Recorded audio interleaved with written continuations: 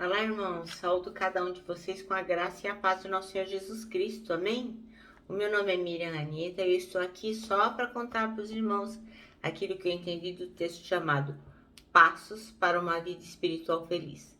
Esse texto tem duas partes. Uma nós veremos hoje e a outra apenas amanhã.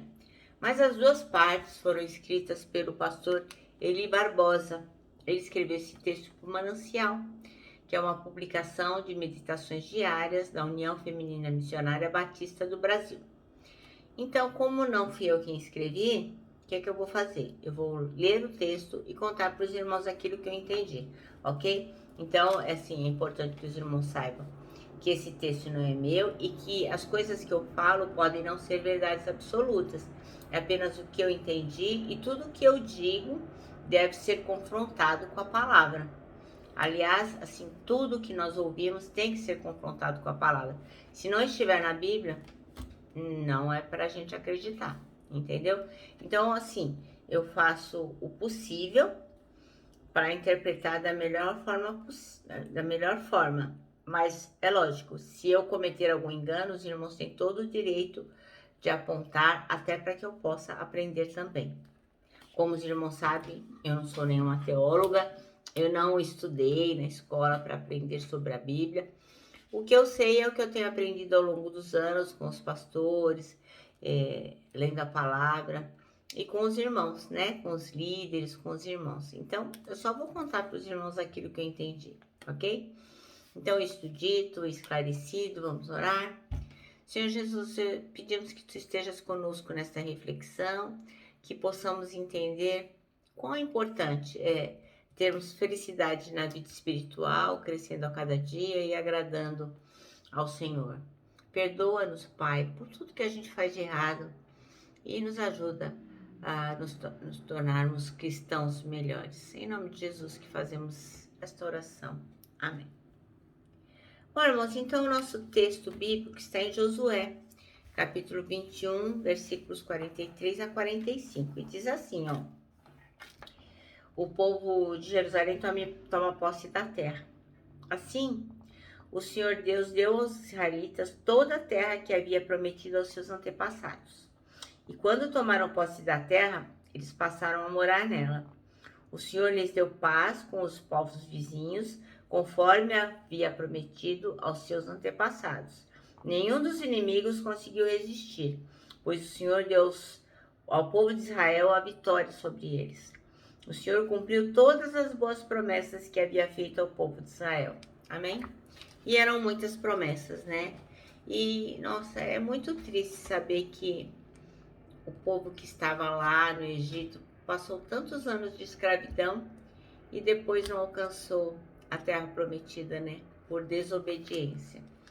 É de partir o coração, mas o Senhor não tolera, né? A desobediência, que isso possa nos servir de lição. O nosso versículo chave é o 45, que diz assim, ó: de todas as boas promessas do Senhor, a nação de Israel, nenhuma delas falhou, todas se cumpriram. Então a nossa vida é cheia de altos e baixos. Então, todo tempo nós estamos oscilando, principalmente ultimamente, né? Que temos convivido com essa questão do Covid-19, o novo Covid-19, onde tantas pessoas morreram, tantas pessoas estão enlutadas, outras perderam emprego, outras estão sem salário, outras estão doentes. Nossa, são tantos pedidos de oração que nos chegam, né? Então é difícil a gente se manter totalmente no alto com o coração alegre. Mas o que acontece? A gente fica no alto e no baixo, no alto e no baixo, por quê? Porque a gente precisa aprender a confiar em Deus.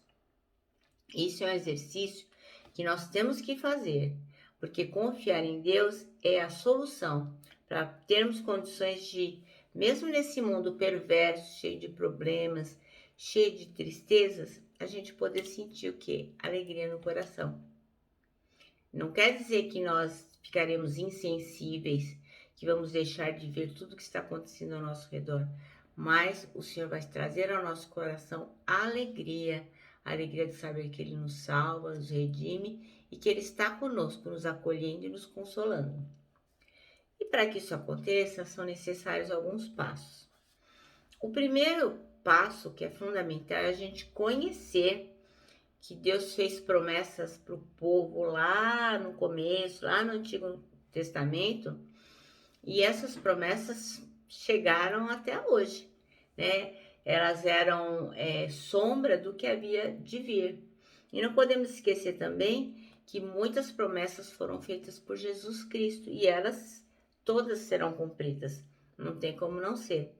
Um dos sentidos de conhecer a Bíblia é ter intimidade, é ser íntimo. Este é o sentido principal que a gente precisa conhecer as promessas de Deus. Porque se nós não lemos a Bíblia, se nós não estudamos, se nós não estamos conectados, nós não temos intimidade com as promessas de Deus. A gente não sabe do que Ele está falando. E aí a gente acaba se desesperando.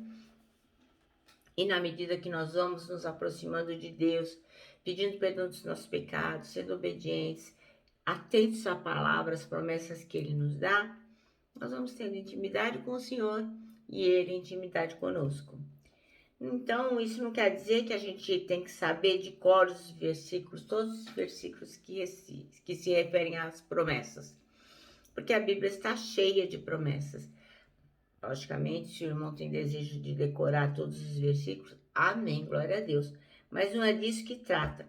O que estamos falando aqui é que nós temos que nos submeter à soberania de Deus. É saber que Ele está sobre todas as coisas e saber o que Ele tem prometido para nós, né? Porque às vezes a gente pensa assim, poxa, Deus não realiza tal coisa. Mas na palavra, muitas promessas estão condicionadas a atitudes, a ações nossas. Então a gente quer de Deus tudo, como se Ele fosse um supermercado, né? Abrisse lá e, eu quero isso, isso, isso, isso. E, na verdade, a gente não quer fazer nada, né? Quer que caia tudo do céu. Então, a gente tem que confiar em Deus, crer na sua soberania e ter certeza que para cada situação Ele tem um propósito. Como nós sempre falamos, o nosso Deus é um Deus intencional. Ele não faz as coisas de bobeira, bagunçado. Não. Ele sempre tem intenção naquilo que está fazendo. Então, nós temos que estar atentos. Fica, ligado naquilo que o Senhor tem para nós. Isso, de certa forma, não é fácil. Mas Jesus Cristo é o maior exemplo de que isso é possível. Jesus Cristo creu nas promessas do Pai. Ele viveu aqui como homem e foi fiado na promessa do Pai que ele conseguiu vencer todas as coisas. A segunda coisa que é importante, depois de a gente conhecer as promessas do Senhor, é colocar na nossa cabeça, na nossa mente, que o Senhor é um Deus verdadeiro. Ele não é um Deus de mentirinha, um Deus que a gente possa sacar na hora que está precisando como se fosse um cheque. Ele não é um Deus que a gente cria da nossa cabeça e se adequa aos nossos desejos. Ele é um Deus verdadeiro, ele sempre existiu. Ele é, foi e sempre será. Então, em Números 23, 19, diz assim, Deus não é homem para que minta, nem filho do homem para que se arrependa. Acaso ele fala e deixa de agir? Acaso promete e deixa de cumprir? Então, isso é muito sério, né? Então, a gente tem que saber que ele não é como a gente. Fala as coisas e depois não tá nem aí. Aqui tá dizendo que ele não é homem para mentir, nem filho do homem para que se arrependa. O Senhor ama cumprir as promessas que ele faz.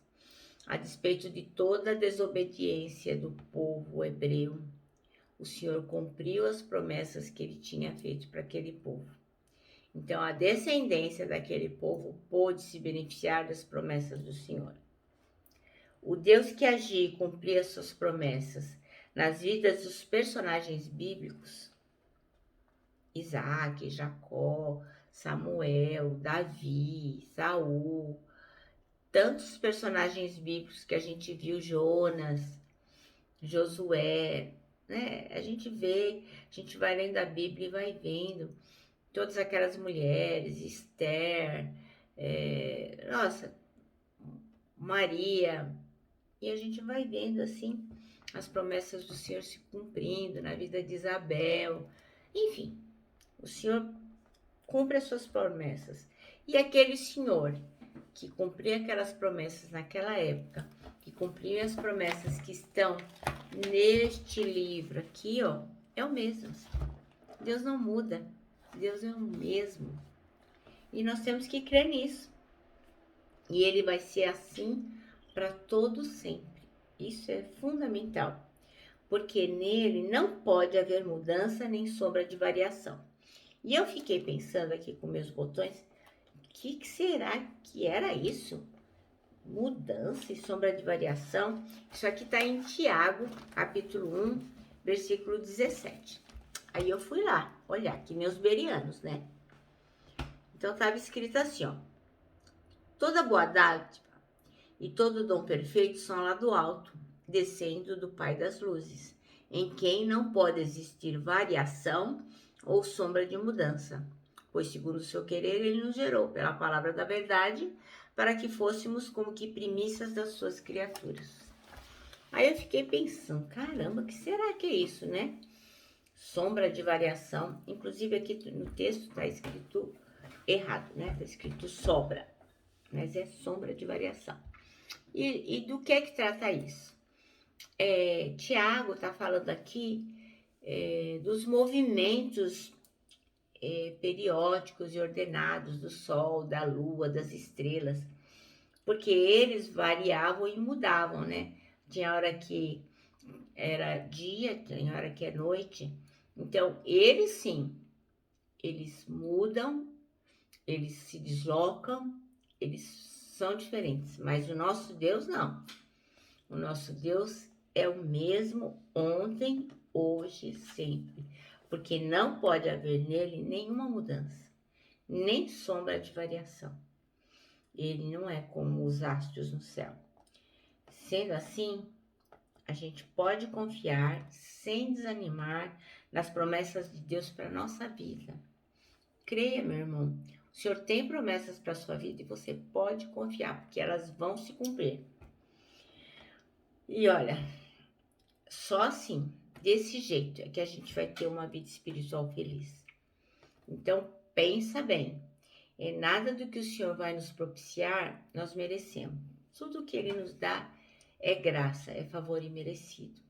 Mas nós temos, sim, que estar disponíveis para nos arrepender, para nos conectar, para que nada nos impeça de estar em contato com Ele.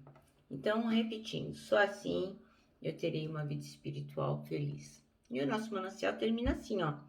Encontre na Bíblia as promessas de Deus para a sua vida e creia nelas. Então, meus irmãos, aqui eu termino a parte 1, então, dos passos para uma vida feliz. E amanhã a gente se encontra para falar da parte 2. Por hora, eu vou deixando aqui o meu abraço fraternal, o meu abraço de ursa. Lembrando que em 2021, ó, ninguém solta a mão de ninguém. E, ó, minha palavra-chave que é saudades.